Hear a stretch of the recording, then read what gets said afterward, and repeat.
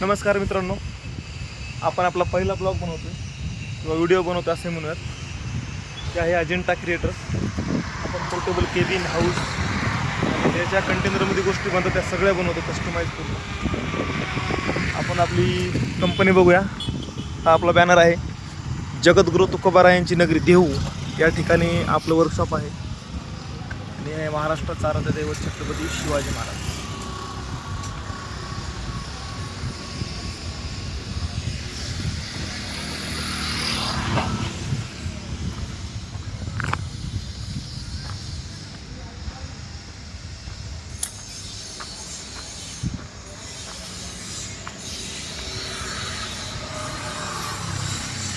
हे आपण केलेले प्रोजेक्ट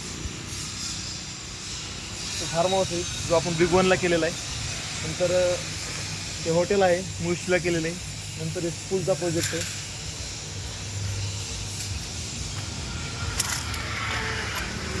जो आपण मुळशीला केलेला आहे. आणि आहेत कॉटेजेस. 10 कॉटेजेस दिलेत आपण भंडारादरा या ठिकाणी. आणि आपण आता आपल्या वर्कशॉपमध्ये जाऊयात आणि काय काम चालू आहे ते बघूयात.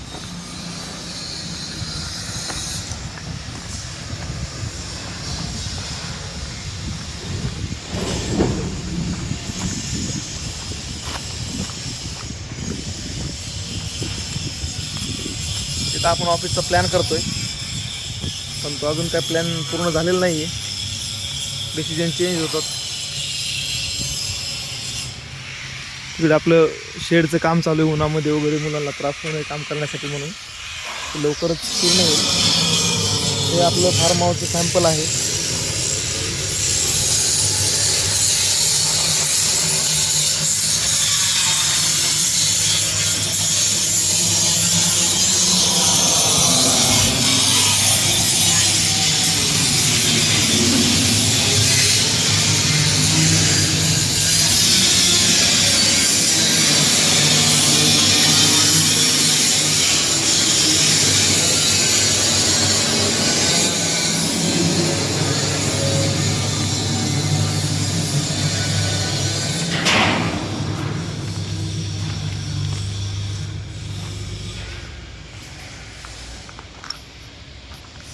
दोन कॉटेजेस बनवत होते, 10 बाय 15चे. नांदेड या ठिकाणी चालले ते दोन्ही कॉटेजेस. त्याच्यामध्ये आपल्याला टॉयलेट देतोय. टॉयलेटचं काम चालू आहे. टॉयलेटसाठी ACPCT वापरला आहे आणि बाहेर 18 mm पार्टिकल बोर्ड आहे. उद्या रेडी होतील आणि उद्या संध्याकाळपर्यंत डिस्पॅच पण होतील. आणि आपण 2 फार्म हाऊसचे प्रोजेक्ट करतोय आता. ते छोटे आहेत, डबल डेकर टाईप आहे हा विषय, म्हणजे वरती टेरेस वगैरे बनवतोय.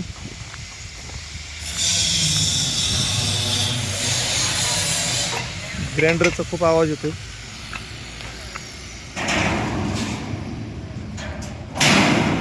चेकर प्लेट आहे जे आपण वरती टाकतो.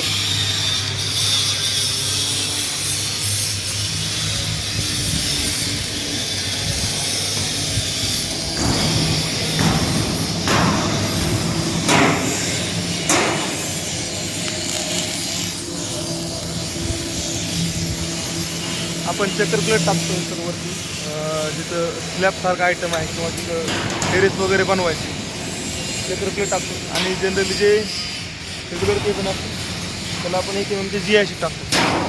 पण जिथं टेरेस बनवायचे त्या ठिकाणी चेकर प्लेट टाकतो. तर पहिला ऑप्शन चेकर प्लेट आहे. दुसरा ऑप्शन आहे AC.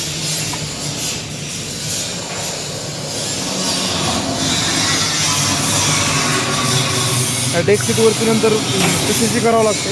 आणि PCC करून म्हणजे टाईल टाकू शकतो. आणि याच्यावरती डायरेक्ट पण टाईल टाकू शकतो किंवा नाही टाकलं तरी चालते टाईल.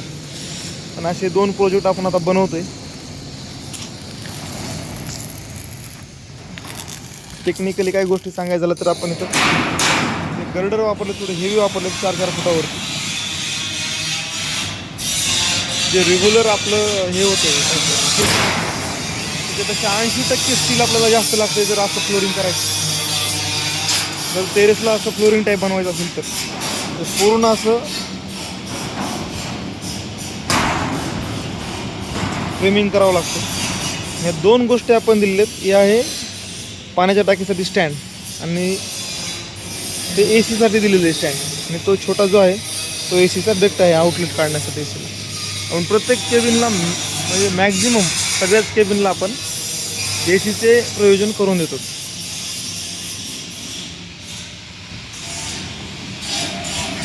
तर त्याच्यावरती चाललं तरी काही प्रॉब्लेम नाही, आवाज येत नाही. आता आपण तिकडे जाऊयात त्याच्यावरती. तुम्ही 1 मिनिट मोबाईल धरा, आम्हाला त्याच्या उडी मारायची.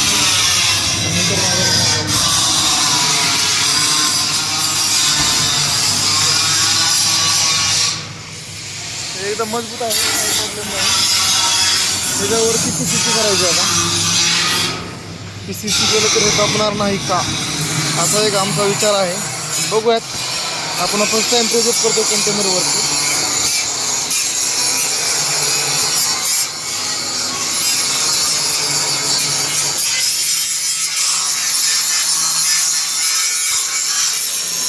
वेल्डिंग मारल्यानंतर प्रॉपर असं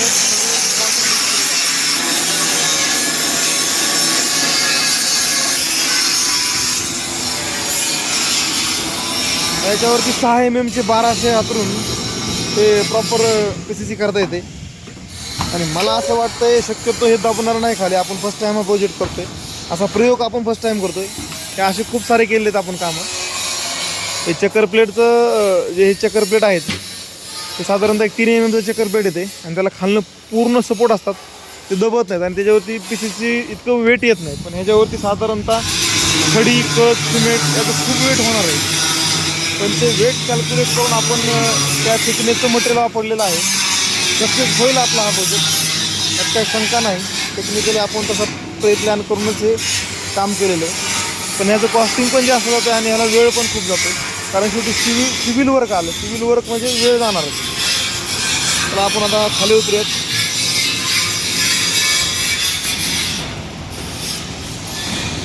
आपण आतमधून ह्याचं दोन्ही केबिनचं स्ट्रक्चर बघूयात.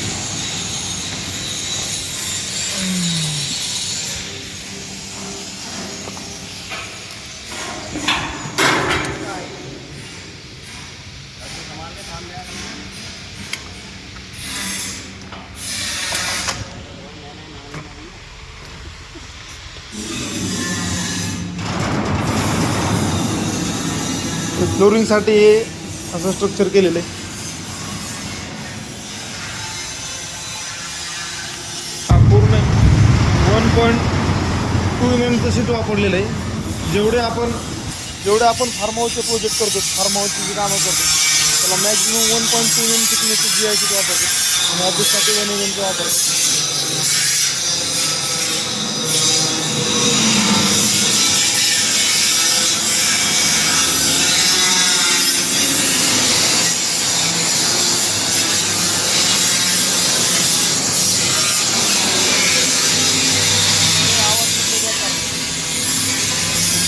तर आवाज होणारच.